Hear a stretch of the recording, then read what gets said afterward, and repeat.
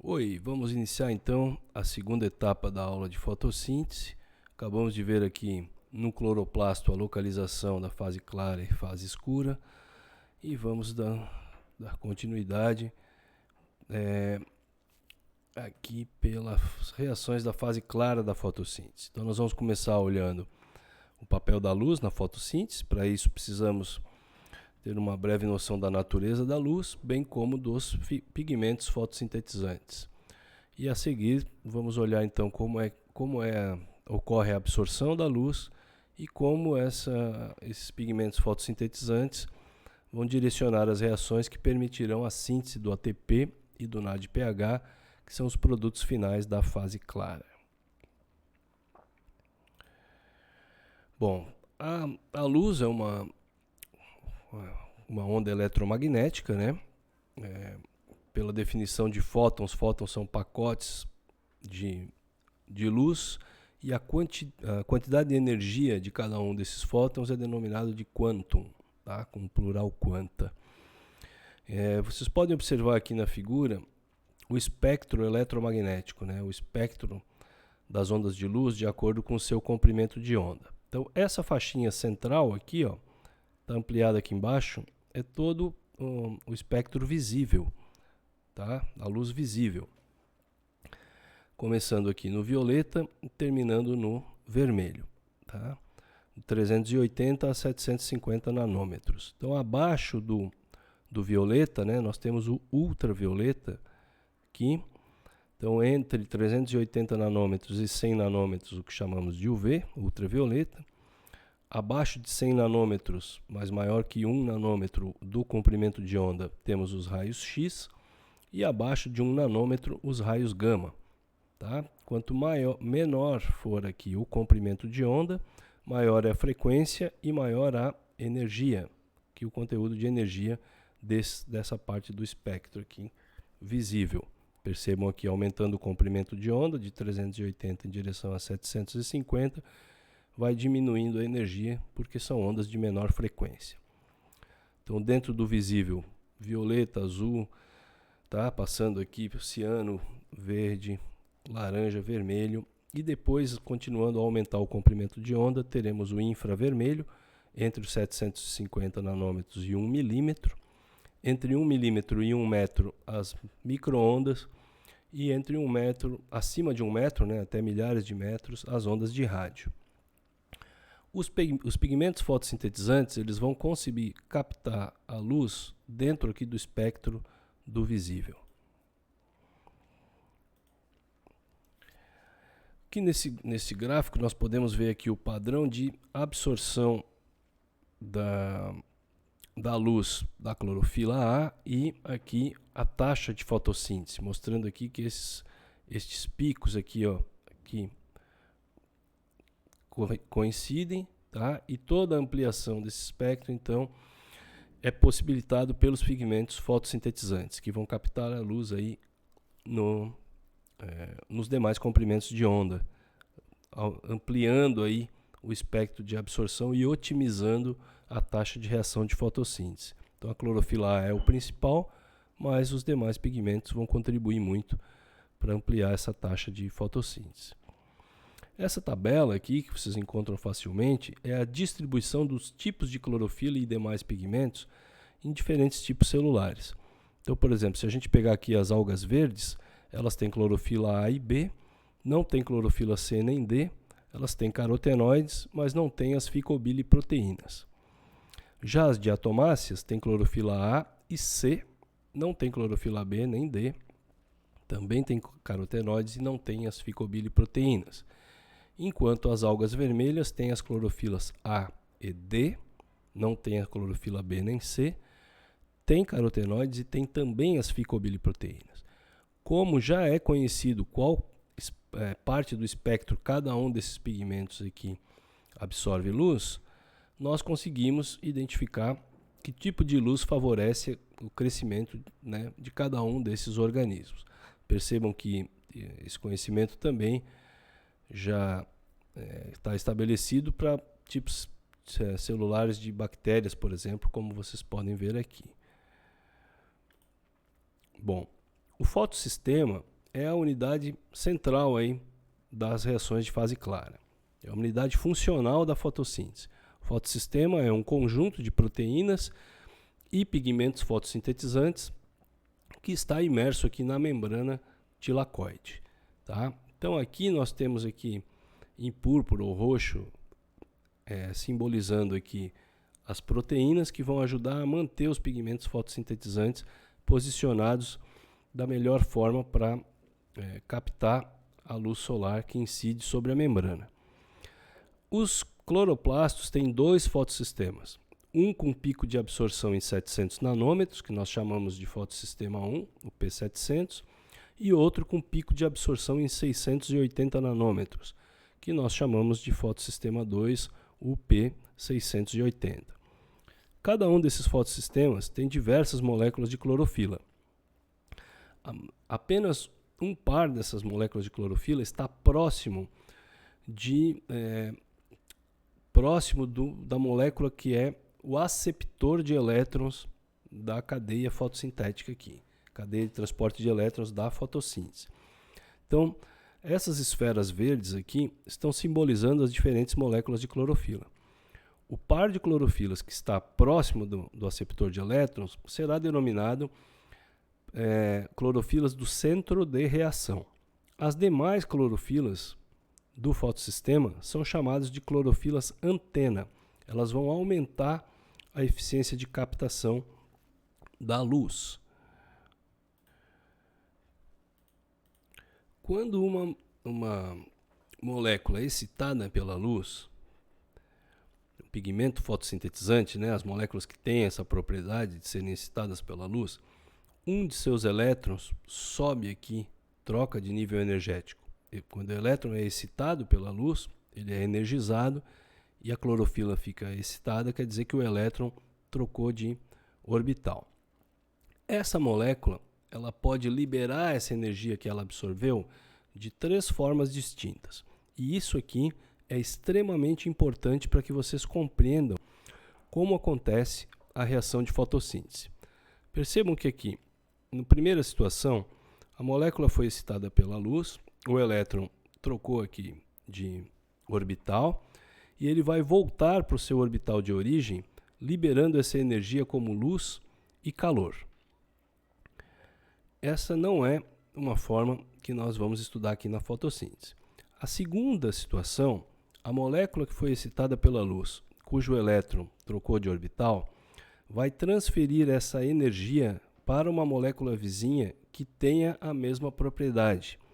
E aí, o elétron da molécula original volta para o estado basal e o da molécula vizinha, por sua vez, é excitado. Essa transferência de energia de uma molécula para outra próxima com a mesma propriedade é chamada transferência de energia por ressonância. E isso aqui vai acontecer com as clorofilas antena e com os pigmentos acessórios. Eles serão excitados pela luz solar, transferem essa energia para uma outra molécula que está próxima, o seu elétron baixa, transfere a energia por ressonância e a molécula vizinha que recebe essa energia tem o seu elétron excitado. A terceira forma de transferência de energia de uma molécula que foi excitada pela luz solar é a transferência do elétron. Quando é que isso ocorre? Quando a molécula que teve o seu elétron excitado está muito próximo de um aceptor de elétrons, de uma molécula que tenha o potencial redox ali muito próximo do pigmento fotossintetizante. Tá? Então, nesse caso aqui, a clorofila aqui no meio em verde, o elétron foi excitado, está do lado de um aceptor de elétrons. Esse aceptor de elétrons vai pegar o elétron da clorofila, porque ele está muito superficial, e a clorofila, por sua vez, precisa repor esse elétron. Como ela vai repor o seu elétron? Vai pegar de um doador de elétron, que no caso aqui da fotossíntese é a molécula de água. Então, na fotossíntese, nós teremos todas as clorofilas sendo excitadas pela luz solar e os seus elétrons subindo de nível energético aqui. As clorofilas antena vão transferir essa energia por ressonância, umas para as outras, até chegar na clorofila do centro de reação, que por sua vez transferirá o seu elétron para um aceptor e vai repor o elétron pegando da água. Isso aqui é a base da explicação de fotossíntese. Vamos dar uma olhada agora aqui nesse exemplo bem detalhado aqui no livro do Bruce Alberts sobre a organização do fotossistema. Claro que eu não vou detalhar tudo isso aqui para vocês, nem eu mesmo conheço todos esses detalhes. O objetivo aqui é mostrar para vocês que na dupla camada lipídica do cloroplasto, da membrana tilacoide, que está simbolizada aqui pelas faixas cinza no fundo, há uma série de proteínas com uma disposição muito complexa aqui, permitindo o encaixe dos pigmentos fotossintetizantes. E essa porção aqui está ampliada aqui embaixo, onde as proteínas foram removidas e permanece apenas a posição das clorofilas do centro de reação, ou chamado aqui de par especial, as clorofilas antena e pigmentos acessórios como os carotenoides, por exemplo. Então isso aqui é fruto de muito estudo, né? A importância que a fotossíntese tem para o planeta leva muita gente a se interessar pelo assunto e, consequentemente, ao desenvolvimento de muita pesquisa. Aqui uma comparação entre a cadeia de transporte de elétrons da mitocôndria, que é a cadeia respiratória, tá? Que vocês já estudaram nas aulas anteriores. Então aqui na matriz mitocondrial, ciclo de Krebs gerando NADH e FADH2, que alimentam aqui os complexos da cadeia respiratória, que por sua vez, né, os citocromos vão transferir os elétrons até o oxigênio, impulsionando um bombeamento de prótons para o espaço intermembrana, gerando um gradiente eletroquímico entre o espaço intermembrana e a matriz. O oxigênio recebe esses elétrons aqui no final da cadeia, o gradiente eletroquímico é desfeito pela ATP sintase, passagem dos prótons gira aqui o rotor, que realiza a fosforilação do adenosina difosfato em trifosfato, síntese de ATP por fosforilação. Para complementar o processo, o oxigênio que recebeu os elétrons está apto a fazer as ligações, pega agora os prótons de hidrogênio e temos a síntese de água. Mas o foco hoje é nessa cadeia de transporte de elétrons, a da fotossíntese. Então vamos dar uma olhada com mais calma aqui nessa cadeia. Temos aqui o fotossistema 1, tá? P700, e aqui o fotossistema 2, o P680. Os dois serão excitados pela luz solar. A luz solar ou outra fonte de luz, mas no ambiente marinho a luz solar vai incidir sobre os fotossistemas, excitando as clorofilas antena dos dois fotossistemas, que vão transferir por ressonância a sua energia para as clorofilas do centro de reação. Nesse instante também, então, a clorofila do fotossistema 1 vai doar o elétron para a ferridoxina, que é o aceptor que está aqui, e vai precisar repor o seu elétron. Ela vai pegar aqui da plastocianina, que é esse transportador que está solúvel na membrana, que entrega aqui para o fotossistema 1 e precisa pegar de volta aqui do citocromo B6F. O citocromo B6F entregou para a plastocianina, ele vai pegar aqui da plastoquinona, que é um outro transportador que desloca aqui na membrana. Plastoquinona, ela entrega um elétron para o citocromo B6F, então ela está puxando daqui, do fotossistema 2. Tá? As clorofilas antena do fotossistema 2 transferem a energia por ressonância para o par de clorofilas do centro de reação, que entrega os elétrons para a plastoquinona. Tá? E como a clorofila vai repor o seu elétron? Com a quebra da água. Então, quebrada a água, os elétrons vêm aqui para repor o elétron da clorofila e sobra o gás oxigênio. Tá? Então, eu estou explicando de uma forma inicial aqui que a luz vai excitar os dois fotossistemas e os dois fotossistemas vão transferir o seu elétron para um aceptor. No caso aqui, o fotossistema 2 transfere para a plastoquinona, repõe com a água. Plastoquinona entrega para o citocromo B6F, que entrega para a plastocianina, que entrega para repor do fotossistema 1. O do fotossistema 1 quando foi excitado pela luz, é entregue para a ferredoxina, que vai viabilizar a síntese do NADPH. Tá? Nesse processo, no fluxo de elétrons da água pelos fotossistemas, cadeia respiratória até a ferredoxina, há o bombeamento de prótons. Bombeamento de prótons do estroma para dentro do tilacoide, para o lúmen do tilacoide, criando um gradiente eletroquímico. Então, dentro do tilacoide vai ficar extremamente ácido, vai ficar positivo, e no estroma vai ficar básico e negativo. Esse gradiente de prótons que é gerado vai impulsionar a ATP sintase, e o fluxo retrógrado dos prótons de volta para o estroma vai possibilitar a síntese do ATP. Então são processos muito similares, porém com algumas diferenças. Tá? Nos dois processos nós temos esses transportadores que são solúveis na membrana. Aqui o biquinona, aqui uma plastoquinona, né? Plasto de cloroplasto, mas são compostos de natureza química equivalente, são quinonas, tá? Podem se reduzir e oxidar com facilidade. Aqui a plastocianina, que é o citocromo C, os dois também têm essa capacidade de receber e doar elétrons para outras substâncias próximas que tenham o potencial de oxirredução próximo do seu. E, continuando aqui nesse comparativo das duas cadeias, que o que vai impulsionar a cadeia respiratória é o NADH e o FADH2 gerados do ciclo de Krebs, e na fotossíntese é a luz. Tá?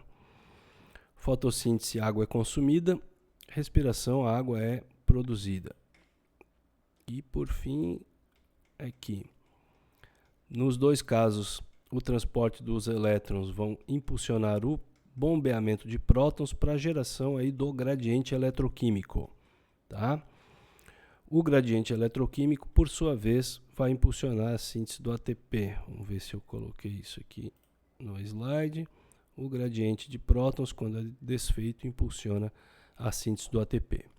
Para fechar, a cadeia respiratória consome o oxigênio, que é reduzido à água, e a fotossíntese, a quebra da água para repor o elétron da clorofila, resulta na liberação aqui do oxigênio. Ok. Então, a fase clara da fotossíntese, tá? Como já expliquei que os dois fotossistemas são sensibilizados aí simultaneamente, então as clorofilas dos dois fotossistemas irão ser excitadas simultaneamente, mas se fôssemos analisar um caminho unidirecional, tá? O elétron da água que vai repor o da clorofila, que sendo excitado pela luz solar é doado para a plastoquinona. Plastoquinona entrega o elétron para o citocromo B6F, que faz bombeamento de próton. Citocromo B6F entrega o elétron para a plastocianina, que repõe aqui o do fotossistema 1, que por sua vez perdeu para a ferredoxina. Ferredoxina vai doar esse elétron para o NADP, possibilitando a síntese do NADPH. Tá? Como subproduto aqui da quebra da água, temos a produção do oxigênio, do gás oxigênio, molécula O2. Bom, os prótons que são bombeados nesse processo, né, geram o gradiente eletroquímico. Esse excesso de prótons depois volta aqui para o estroma do cloroplasto, impulsionando a síntese do ATP. Então, como produtos, a fase clara vai consumir então água e a luz solar, e como produtos nós teremos aí o ATP e o NADPH. De quebra, o oxigênio é formado como um subproduto aqui na fase clara da foto. Então paramos por aqui, essa segunda etapa da aula de hoje, fase clara da fotossíntese, e vamos para a terceira etapa com a fase escura. Me acompanhe no próximo vídeo.